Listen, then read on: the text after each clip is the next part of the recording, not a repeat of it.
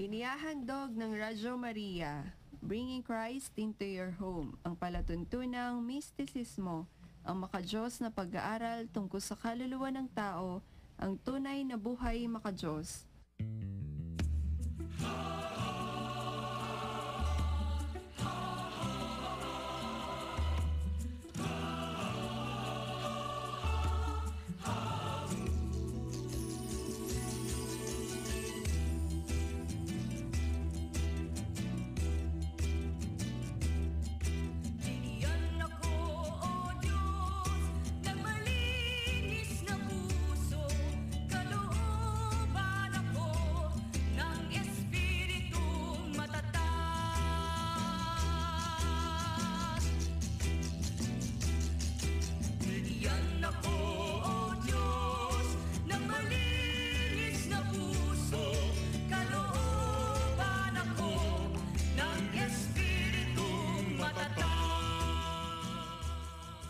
Isang mapayapang pakikinig po sa inyong lahat, mga minamahal namin mga taga-subaybay ng Radyo Maria, Bringing Christ into Your Home.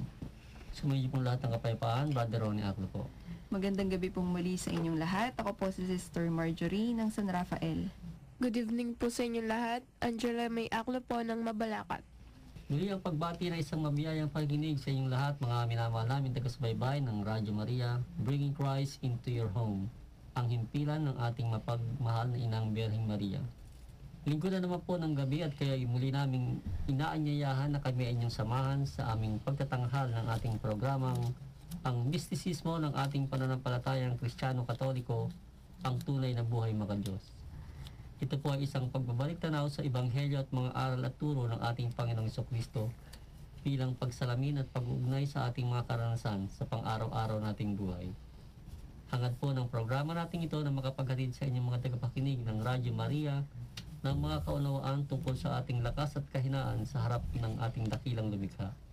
Ngunit bago po tayo tuluyang dumako sa ating mga paksa, kayo ay aming inaanyayahan sa pag-aalay ng isang panalangin. In the name of the Father, and of the Son, and of the Holy Spirit. Amen. We thank you, Holy Mother of the Word, for the precious gift of Radyo Maria, which you've put in our hands so that it may bear fruits. Teach us each day, O handmaid of the Lord, to serve with humility and perseverance, with courage and fidelity, responding to your heart's desire. O Queen of Radyo Maria, help us become apostles of your love. Amen. In the name of the Father, of the Son, and the Holy Spirit. Amen. Maraming salamat, Sister Marjorie, sa ating pong panalangin. Ang mga programa ng ating himpilang Radyo Maria ay maaari rin po nating mapakinggan sa karating probinsya sa buong Pilipinas at sa buong mundo sa pamamagitan ng live audio streaming ng Radyo Maria sa www.radyomaria.ph at sa website ng World Family of Radio sa www.radyomaria.org. At sa ating pong muling pagbabalik sa ating pong himpilan, mga minamahal mga taga-subaybay, muli po kami po ay nag-aanyaya sa inyo. Sampu po ng ating mga kasama po sa ating pong programa sa gabi pong ito, sina Sister Marjorie at Sister Angela po na siya nating makakasama muna na ninyo muna sa gabi pong ito, mga minamahal mga taga-subaybay. At nawa po kayo po ay nasa mabuting kalagayan sa mga sandali pong ito para tayo po ay makapag-aral at makapag-nilay po sa atin pong sanlinggong pinagdaanan ng ating pang-araw-araw na routine ng ating buhay, sa ating pag-aanap buhay at sa atin pong pang-araw-araw na pagharap sa mga ating kapwa, sa ating pong mga gawain. At narito pong muli ang ating mga kapatid. Kamusta na po kayo, mga sisters? Okay naman po, Brad. Hello po. Magandang gabi po. At tayo po mga minamahal na mga taga-subaybay, muli po ay tatahak sa panibagong linggo po ng ating pagbabalik tanaw sa mga ebanghelyong binasa po ng ating inang simbahan sa bawat parokya po natin sa Santa Misa po, mula Lunes hanggang Biyernes. Pero bago po tayo dumako sa ating pagtatanghal at pagtalakay, bigyang pagpupugay po muna natin ang Ebanghelyo para po sa linggong ito. Sumayin niyo po ang Panginoon. At Sumainyo rin. Ang pagbasa mula sa banal na ebanghelyo ng ating Panginoong Hesukristo sang-ayon kay San Mateo na may kabanata 13, talata 24 hanggang 43. Walhati po sa inyo, Panginoon. Binigyan sila ng isa pang talinhaga na ang wika. Ang kaharian ng langit ay katulad ng isang taong naghasik ng mabuting binhi sa kanyang bukid. Samantalang natutulog ang mga tao, ay dumating ang kanyang kaaway at naghasik ng masamang damo sa pagitan ng mga trigo. Nang sumibol ang trigo at mamunga ay may lumitaw rin ang masamang damo. Ang mga utusan ng may-ari ng bahay ay naparoon sa kanya upang sabihin, Panginoon, hindi ba naghasik ka ng mabuting binhi sa iyong bukid? Bakit kaya may masamang damo roon? At sumagot siya sa kanila, Isang kaaway ang gumawa nito. Ibig mo bang bunutin namin ang masamang damo? Ang tanong ng mga utusan. Huwag, anya. Baka sa pagbunot ninyo ay ng masamang damo ay mapasama ang trigo. Pabayaan ninyong kapwa tumubo hanggang sa pag-aani at sa panahon ng pag-aani ay sasabihin ko sa mga manggagapas, tipunin muna ninyo ang masamang damo at inyong pagbigkis-bigkisin upang igatong sa apoy. Ang trigo naman ay inyong tipunin sa aking mga kamalig. Winika sa kanila ang isa pang talinhaga. Ang kaharian ng langit ay katulad ng isang butil ng mustasa na kinuha ng isang tao at inihasik sa kanyang bukid. Sa lahat ng binhi, ito ang pinakamaliit, ngunit pagtubo ay siyang pinakamalaki sa lahat ng halamang gulay at nagiging punong kahoy na dinadapuan ng mga ibon sa himpapawid upang magpugad sa kanyang mga sanga. Bumigkis siya ng iba namang talinghaga. Ang kaharian ng langit ay katulad ng lebadura na kinuha ng isang babae upang ihalo sa 3 takal na harina hanggang sa umalsa ang buong masa. Ang lahat ng mga bagay na ito ay binigkas ni Jesus sa mga tao sa pamamagitan ng mga talinhaga at di siya nagsalita sa kanila ng walang mga talinhaga upang matupad ang sinabi sa pamamagitan ng propeta. Magsasalita ang aking bibig ng mga talinghaga, ipahahayag ko ang mga bagay na nililihim buhat pa ng lalangin ang sanlibutan. Na magkagayon ay iniwan niya ang mga tao at pumasok sa bahay. Nilapitan siya ng kanyang mga alagad upang magtanong, Ipaliwanag mo nga sa amin ang talinghaga tungkol sa masamang damo sa bukid. Sumagot siya na ang wika, Ang naghasik ng mabuting binhi ay ang anak ng tao. Ang bukid ay ang daigdig. Ang mabuting binhi ay ang mga anak ng kaharian. Ang masamang damo ay ang mga anak ng masama. Ang kaaway na naghasik ay ang demonyo. Ang pag-aani ay ang katapusan ng daigdig. Ang mga manggagapas ay ang mga anghel. Kung ang masamang damo ay tinitipon at iginagatong sa apoy, gayon din ang mangyayari sa katapusan ng daigdig. Uutusan ng anak ng tao ang kanyang mga anghel upang tipunin sa kanyang kaharian ang lahat ng pinagmumula ng kasalanan at lahat ng nagsisigawa ng kabuktutan. At iahagi sila sa maningas na apuyan kung saan magkakaroon ng pagtangis at pangangalit ng mga ngipin. Ang mga matuwid naman ay magliliwanag katulad ng araw sa kaharian ng kanilang ama. Ang may mga tainga ay makinig. Ito po mga kapatid, ang banal na ebanghelyo ng ating Panginoong Hesukristo.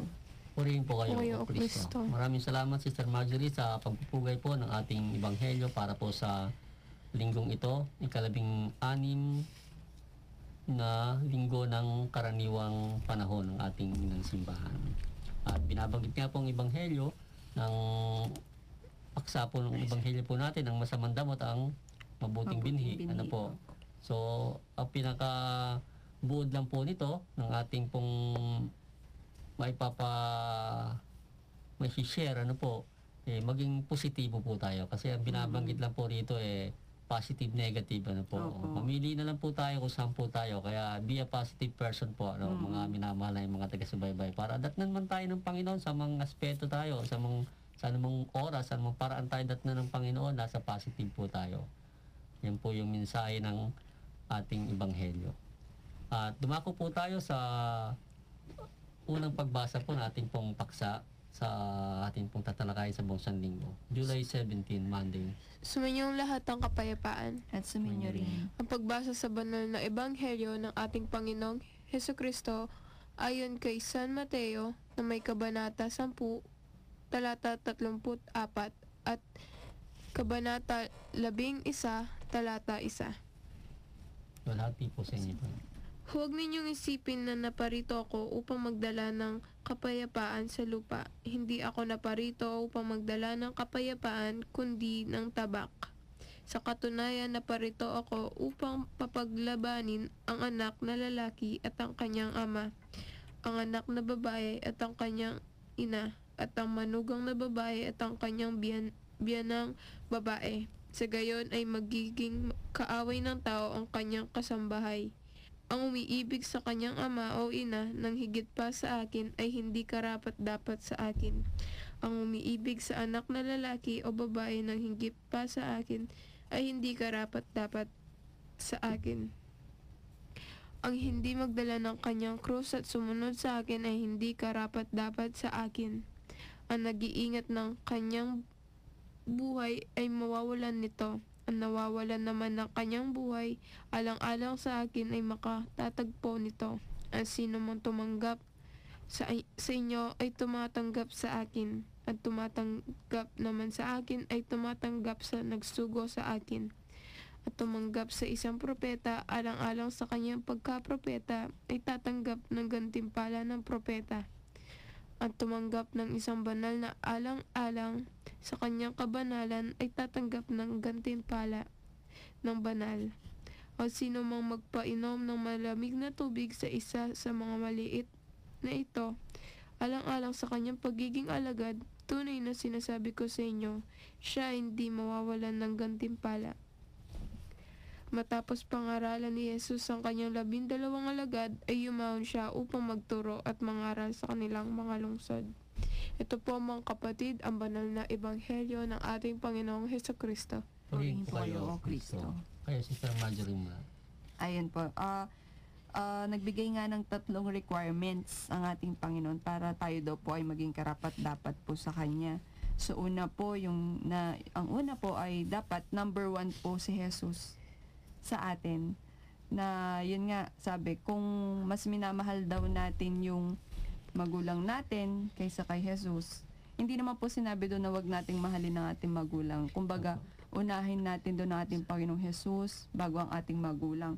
Paano naman po, kunwari, gagawa tayo ng mabuti, pero ayaw po ng ating magulang. Nari pa sabihin niya, wag na kayo makialam sa ganyan. Pero ikaw sa sarili mo, alam mo na may tutulong ka. At kung sinunod natin ang ating magulang, hindi po nangunguna sa atin ang ating Panginoong Hesukristo. So, kailangan po sumunod tayo unang-una sa ating Panginoong Hesukristo. Yun po. Tapos po yung ikalawa, magdala daw po tayo ng krus at sumunod sa ating Panginoong Hesukristo.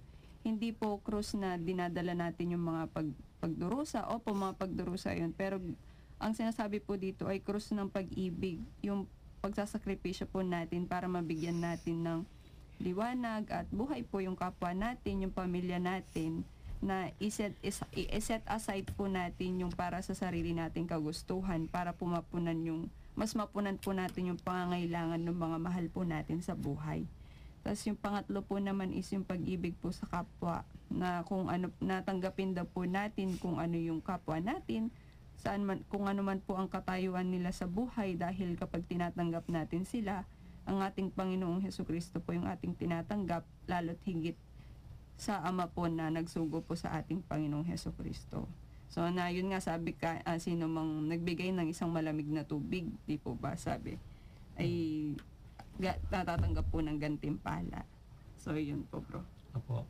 So, kung titingnan nga po natin yung ebanghelyo na to, taliwas dun sa 10 utos, ano? Kasi 10 utos sinasabi, igalang mo ngayong ama't ina.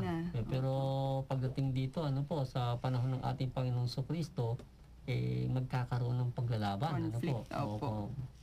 Kaya masyado pong napaka masalimot, kung ating pong intindihing mabuti, Pero dahil nga po ito ay sa pagkakaroon po ng panibagong tipan ng Diyos sa tao. Sabi nga po pagdating na po ng espiritualidad ng buhay ng spiritual sa ating pananampalataya, ano po yung spiritual.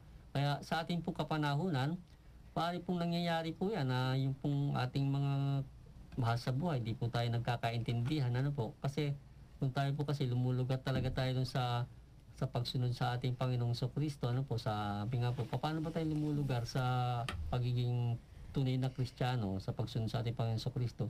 Yung nabubuhay po tayo sa talagang katarungan, yung magiging makatarungan lang po tayo. Sabi nga po sa pagdating sa katarungan, parang kapara sa trabaho po yan, tayo namamahala, ano po. Walang kamag-anak, walang kahit sino, basta ang sinusundan natin, yung dapat nating procedure ng ating dapat isagawa, ano po. Ganyan din po sa pagsunod sa buhay Kristiyano, ano po.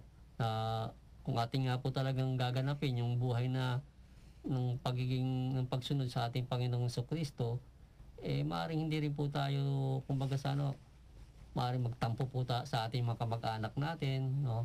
Subalit sabi nga po, sa atin naman pong kalagayan na bilang isang Kristiyano, huwag po tayong mawala ng pag-asa na tayo po malalagay na lamang sa ganung uri ng sitwasyon na para bang tayo nakakasugat ng ating kapwa. Hindi po. Kundi sa pamamagitan po ng ating paninindigan bilang isang Kristiyano, doon po makapagturo po tayo, maituro po natin sa kanila, maiparamdam natin sa kanila na ganito ang pagiging isang Kristiyano, ano po. Kasi napakahirap na po. Bihira na pong tao ngayon sa panahon natin ngayon na buo sa loob niyang iparamdam sa kanyang kapwa yung pagiging Kristiyano. Karaniwan po kasi dinadatan tayo ng pagiging makatao po natin, ano po. Yung ibig sabihin, pagiging plastic na lang po natin, ano po. Ang dapat na nating sabihin, hindi pa natin masabi. Kasi iniintindi natin, baka-baka, puro baka tayo. So, yung pagiging tunay na Kristiyano natin na dapat tayong magsalita, hindi po natin nagagawa, no? Sabi nga po, pwede naman nating gawin yan in a nice way na tayo magsalita sa ating kapwa para po yung ating pangangaral sa kanya o pagsasalita sa kanya ng matuwid, hindi naman po siya masyadong masaktan, ano po. Marami naman pong paraan para tayo po makaganap nito. Pero napakahirap nga lang po, ano po. Kaya pag-aralan po natin ang buhay Kristiyano. Sa pangalawa, ang pagbasa sa banal na ebanghelyo ng ating Panginoong Hesukristo ayon kay San Mateo na may kabanata 11 talata 20 hanggang 24. walhati po sa inyo, Panginoon. Pagkatapos, pinagsabihan niya mga lungsod na nakakita ng marami niyang himala sapagkat hindi sila nagsisi. Sawimpalad ka, Corazin! Sawimpalad ka, Bethsaida! Kung sa Tiro at Sidon, ginawa ang mga himalang nangyari sa inyo, malaon na sanang nakapagsisi sila sa abo at damit na balahibo. Gayunman, sinasabi ko sa inyo na ang sasapitin ng Tiro at Sidon sa araw ng paghuhukom ay hindi kasimbigat ng sa inyo. Ikaw naman, Capernaum, hindi ka ba itinaas hanggang langit? Ilulugmok ka hanggang impyerno. Kung ginawa lamang sa Sodoma ang mga himalang naganap sa iyo ay mananatili sana ito hanggang sa kasalukuyan. Kaya sinasabi ko sa inyo na sa araw na paghuhukom, ang sasapitin ng lupain ng Sodoma ay hindi kasimbigat ng gagawin sa iyo. Ito po mga kapatid, ang banal na ebanghelyo ng ating Panginoong Hesukristo. Purihin po kayo, O Kristo.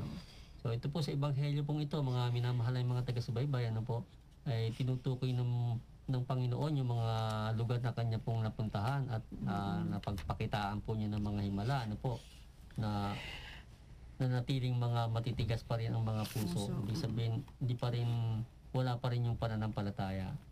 So sa ating buhay po, ganyan din po, ano po, na pagamat nakikita po at nararamdaman po natin ang pagkilos ng Diyos sa atin, pero parang wala pa rin po tayong ginagawa, ano po. At wala tayong pagsisikap na magresponde sa kanyang ninanais sa atin, ano po. kung inaakala po natin na tayo po sa ating mga sarili, kailangan po nating ipakita ng pagiging Kristiyano po natin sa pamamagitan ng ating kapwa. Tulad po ng kapwa natin na kailangan nating magpakababa sa kanya. Ano po? O kailangan nating magturo sa kanya. Ano po? Ipakita sa kanya yung ating natutunan sa aral ng isang Kristiyano. Gawin po natin. Ano po? Pagkat sabi nga po, kung tayo na bilang mga Kristiyano na nakakaalam na o alam natin ang mga gagawin natin pero hindi naman natin ginagawa, baka magkaroon po tayo ng problema sa bandang huli. Ano po? Kaya bilang isang Kristiyano, Kristiyano Katoliko na pinagkalooban po ng mga sakramento para maging isang matibay na halimbawa sa ating kapwa, lagi po nating iisipin na tayo po sa harap ng iba ay dapat na isang ehemplo na dapat na pamarisan sa mga gawang mabuti bilang isang tagasunod ng ating Panginoong Jesucristo. Sapagkat sa ating nga pong pamumuhay sa araw-araw, makikita po natin maraming pong tao may matitigas na puso. Huwag na po tayong sumali sa kanila. Mga minamahal na mga taga-subaybay. Bagkus, maging isang kasangkapan po tayo ng ating inang simbahan para palambutin ang puso ng ating kapwa. Huwag na po tayong sumali sa patigasan. Tayo po isang Kristiyano, tayo po ay tinawag ng ating Panginoon, pinagpakita ng himala ng ating Panginoon sa ngalan po ng sakramento ng binyag kung bakit tayo po ay Kristiyano Katoliko. Kaya ito po ay ating palaguin at ipamahagi natin sa kapwa natin na nangangailangan po ng ating pangunawa. Magbabalik po tayo, bigyan daan po muna natin ang paalala ng ating himpilan.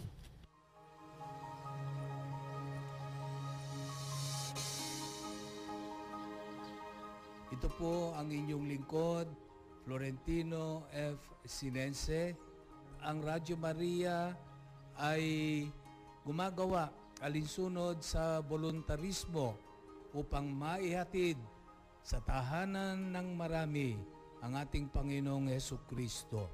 Binabati ko rin po ang lahat ng tagapakinig na sana ang lahat ng mga natutuhan natin sa pakikinig sa Radyo Maria ay maisabuhay natin at maghari ang diwa ng ating Panginoon sa ating mga tahanan at sa ating bayan. Mabuhay sa inyong mga isipan, sa inyong mga puso, at gayon din naman mamuhay kayo alinsunod sa mga natutuhan ninyo. Sana'y pagpatuloy natin ang ating pagsuporta sa Radyo Maria. Sama-sama nating ipahayag ang salita ng Diyos at isabuhay bawat tahanan at sa bawat bayan na nararating ng Radyo Maria. Maraming salamat po.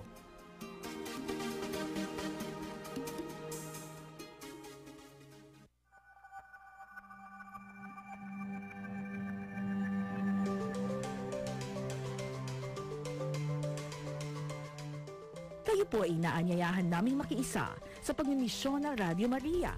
Para po sa inyong pakikibahagi, maaari pong mag-abot ng inyong tulong pinansyal sa pamamagitan ng mga sumusunod na bangko. Sa Metrobank, ang account number po ay 102-310-229-223-6. At sa Bangko de Oro, ang account number naman ay 370-000-2437. At sa Metrobank Dollar Account, ang account number po ay 102-210-200-660-1. Welcome to Radio Maria Family.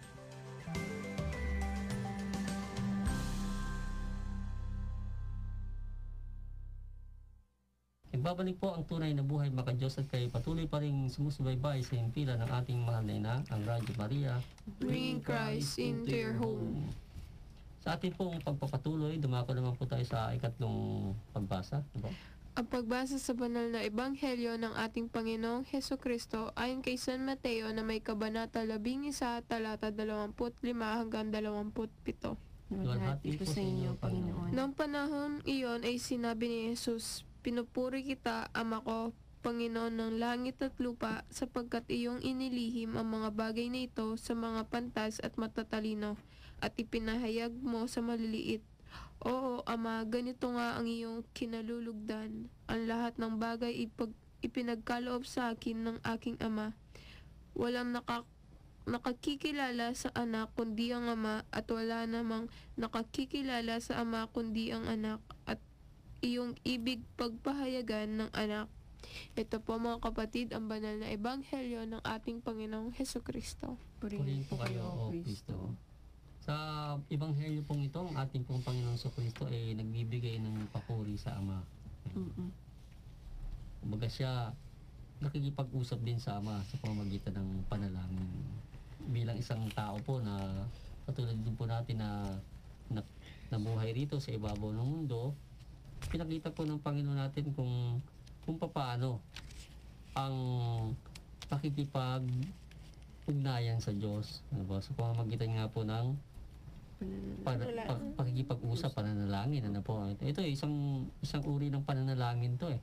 Kumbaga, sa Diyos kinakailangan pakikipag-usap natin para tayo nakikipag-usap talaga sa isang tao. Diba? Na kung paano natin kinakausap yung isang tao sa literal na paraan, ganun din naman, diba? Sa ating puso, ano po? Sapagkat ang puso po natin, yun po yung pinaka lugar kung saan po tayo nagkikita o naabot ng Diyos, ano po, sa ating mga puso. So, kumana po tayo ng pagkakataon, lagi po nating ipaghanda ang ating sarili ng mga panahon, pagkakataon na makipag-usap sa Diyos sa pamamagitan ng ating panalangin. Hindi man tayo literal na nakalun sa simbahan o kahit sa ating pagninilay lang po, ano po, na ang Diyos ay kinakausap po natin talaga. Nandyan po yun sa ating mga puso. Minsan lamang po kasi mga minamahal ng mga taga-subaybay, ang ating po kasing inuuna yung mga galit natin sa mga puso natin, yung ating pinapansin doon eh. Ano po? Unang-una po talaga, para makarating po tayo sa pagkikipag-usap natin dyan sa sentro ng ating mga puso sa Diyos, ano po, ay maraming talaga tayo pong dadaanan. Unang-una na po yun, sa puso po natin, dahil mahinanakit. Ano po, yung galit, yung puot, yung tampo, ilalampasan mo po yan bago mo makausap yung Diyos sa sentro ng ating mga puso, ano po. Kaya napakahirap talagang gawin na tayo po kumuha ng pagkakataon ng panahon para magbigay luwalhati sa Diyos, ano po. Pero pinakita po ng ating Panginoong Jesucristo yung kanya pong ginagawa nung siya po ay nandito. Siya na po yun, ha. O, ano pa kaya tayo? Yan. Minsan kasi kinakausap natin, pagising natin, yung cellphone na natin siguro. Ganyan na po sa panahon ngayon, lalo yung mga kabataan. Sister Angela, pagising kakausapin mo siya, ano? Siya ba yung nasa profile mo, si BTS. si Koreano. Ay, mga inuuna, ano po. Pero sa atin po, ay isang paanyaya at paalala po ng Ebanghelyo natin sa araw na ito na dito nga po, ang pamagat nga po ito, praise of the Father, no? Ang ating Panginoon sa Kristo nga po nagbibigay papuri. At higit po sa umaga, pagising natin, simulan po natin sa pagbibigay papuri sa Kanya na po. Bago tayo magsalita, literal, kumausap ng tao, umpisahan po natin sa ganun, yung pagising po natin sa umaga. Makikita po natin, mararamdaman po natin, mga minamahal mga taga-subaybay na meron pong guidance sa buong maghapon na iiral po sa ating buhay. Yan po hindi po yan isang uri ng panloloko lamang, kundi po ay totoo, po na mararanasan natin sapagkat ang Diyos nga po ay totoong nandito. Ang Diyos nga po ay totoong buhay. Hindi natatakpan lamang po siya ng ating mga makasariling damdamin, kaya di po natin siya makita sa ating mga puso. At sa ikaapat na pagbasa, Ang pagbasa sa banal na ebanghelyo ng ating Panginoong Hesukristo ayon kay San Mateo na may kabanata 11, talata 28 hanggang 30. Hati po sa inyo, Panginoon. Magsilapit kayo sa akin, kayong lahat na napapagal at nabibigatan, at kayo ay aking pagiginhawain. Pasanin ninyo ang aking pamatok at mag-aral sa akin sapagkat ako'y maamo at mababang loob. At sa ganitong paraan ay giginhawa ang inyong mga kaluluwa. Oo, malambot nga ang aking pamatok at magaan ang aking pasan. Ito po mga kapatid, ang banal na ebanghelyo ng ating Panginoong Hesukristo. Purihin po kayo, O Kristo. Mr. Marjorie, kayo munang magkwento. Ayan po, yung mga nabibigatan daw po sa buhay, no, yung mga may mga hindi lang naman po ito para sa mga may pagsubok sa buhay, yung may mga suliranin sa buhay, ngunit lalo tigit yung may suliranin po sa sarili po nila. No, kapag nararamdaman na po natin na sobrang bigat na ng mga dinaranas natin, yung feeling po natin mag-isa na lang tayo, wala na tayong kasama, no, wag po nating kalimutan na lumapit po tayo sa ating Panginoon kasi siya lang po ang makakatulong po sa atin, na wag po tayong mawalan ng pag-asa. No, lumapit po tayo sa pamamagitan ng pananalangin, mag-aral po sa ating Panginoong Hesukristo, at doon po sa pag-aaral po natin, mabibigyan po tayo ng pag-asa sa atin po mga isip, na yun po yung karunungan na ipagkakalob po ng ating Panginoon Diyos sa atin. At muli po mabubuhay po tayo sa ating pananampalataya para po sa Kanya. Yun po. May sinasabi ng Panginoon natin dito na pasanin niyo ang aking pamatok. Sapagkat magaan ang aking pasan. Magaan kayo sa akin sapagkat magaan ang aking pasan. Diba? Opo.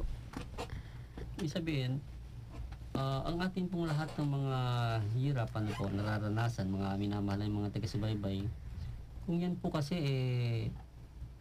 sasabihin nyo lang na sa inyo lang po yan, napakabigat po yan. Kung sasarilihin po natin yung lahat ng ating mga nararanasan na mga kahirapan, mga pagsubok, mahirap po talaga yan. Sinasarili po natin Kaya naman yung paanyaya nga ng ating Panginoong Kristo, hindi na kayong mga nabibigatan at kayo aking pagiginawahin. Pasanin yung aking pamatok. Ibig sabihin po, ilagak po natin sa paghihirap ng ating Panginoong Kristo, yung ating mga dalahin sa buhay. Isama po natin ang ating Panginoon.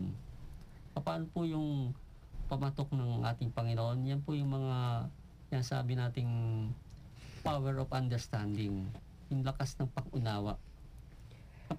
Kung tayo po sa sarili po natin, mga hirap na yan, sinasarili lang po natin, hindi tayo tumatawag sa Kanya, hindi tayo lumalapit sa Kanya. Wala po tayong makukuhang malalim na pang-intindi sa nangyayari. Mababalot lang tayo ng paninisi. Kaya pag minsan nga, meron tao na sobrang kahirapan ng buhay, nasasabi niya, nagtatanong sa sarili kung talagang merong Diyos. Paano? Sinasarili niya. Tapos sisisihin ng Diyos sa mga nangyayari sa Kanya.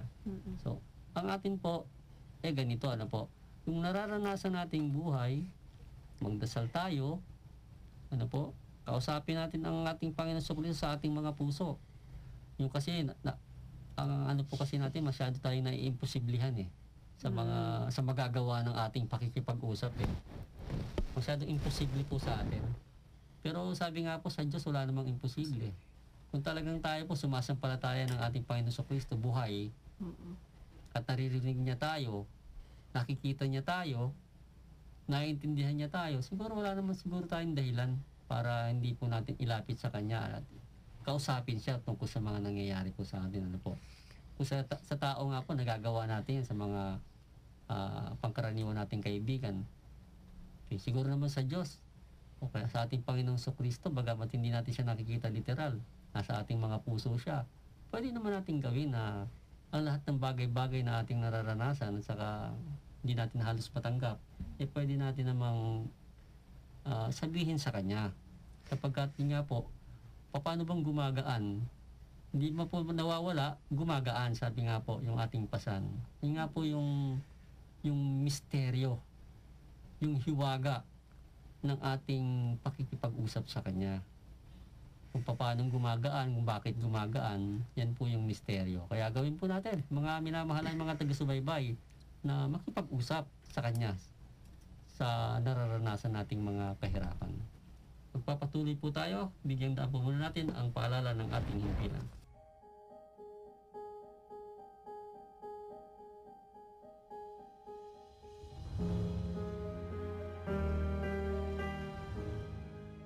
They will harvest the fruit of their evil ways and have their fill of their own designs. For the error of the ignorant leads to death. The idleness of fools brings about their ruin. But whoever listens to me will feel secure and at ease, without fear of evil. From Proverbs 1, verses 31 to 33.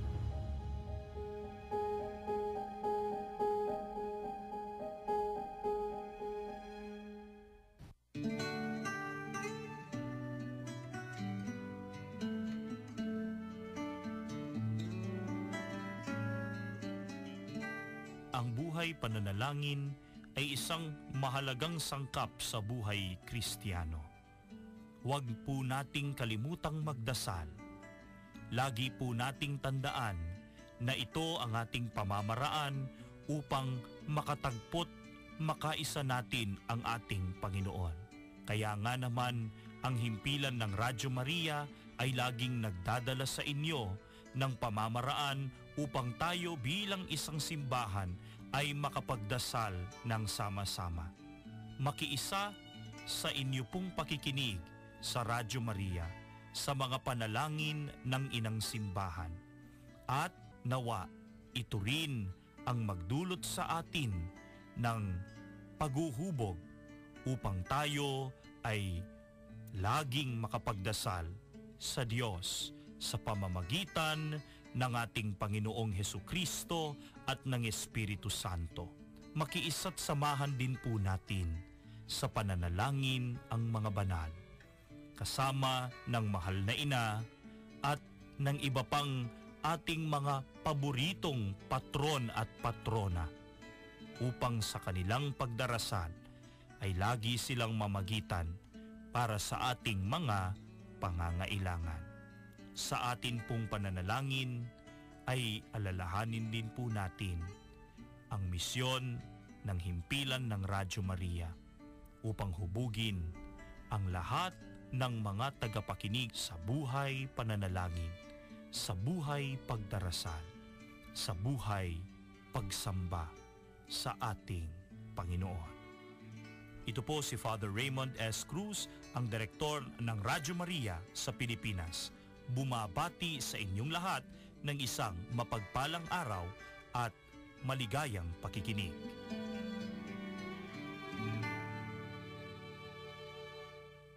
Nagbabalik po ang tunay na buhay baka Diyos at kayo patuloy pa rin sumusubaybay sa himpilan ng ating mahal na ina, ang Radyo Maria, Bring Christ into your home.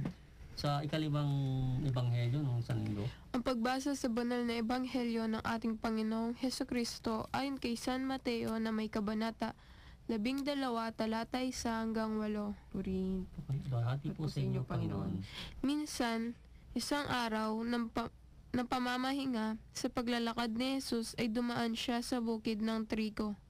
Dahil sa gutom, ang kanyang mga lagad ay pumitas ng mga uhay at kumain. Nakita ito ng mga Pariseo at sinabi nila sa kanya, Tingnan mo, ang iyong mga alagad ay gumagawa ng labag sa araw ng pamamahinga.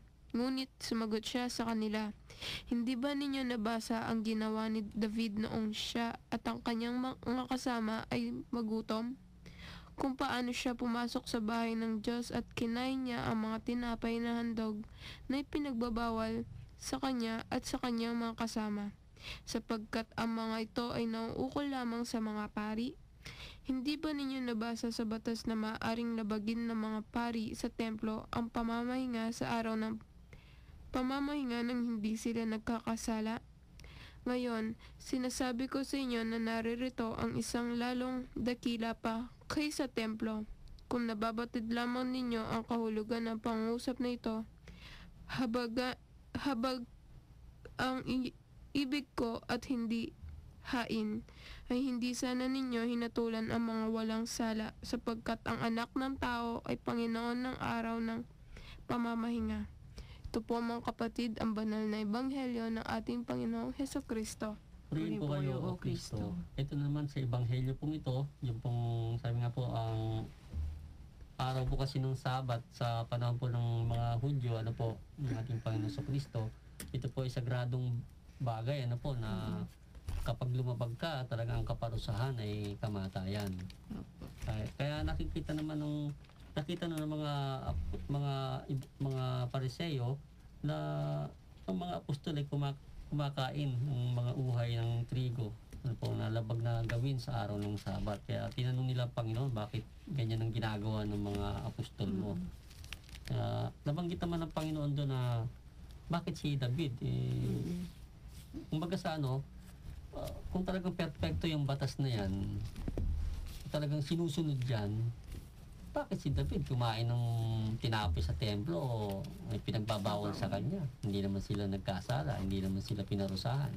Bakit yung mga pari gumagawa rin ng labag sa pamamahinga, sa araw ng pamamahinga sa loob ng templo, pero hindi sila nagkakasala. So, meron talagang, ibig sabihin, merong gusto ipakita ang Panginoon natin, na kaya sinabi niya, narito ang higit pang dakila kaysa sa templo.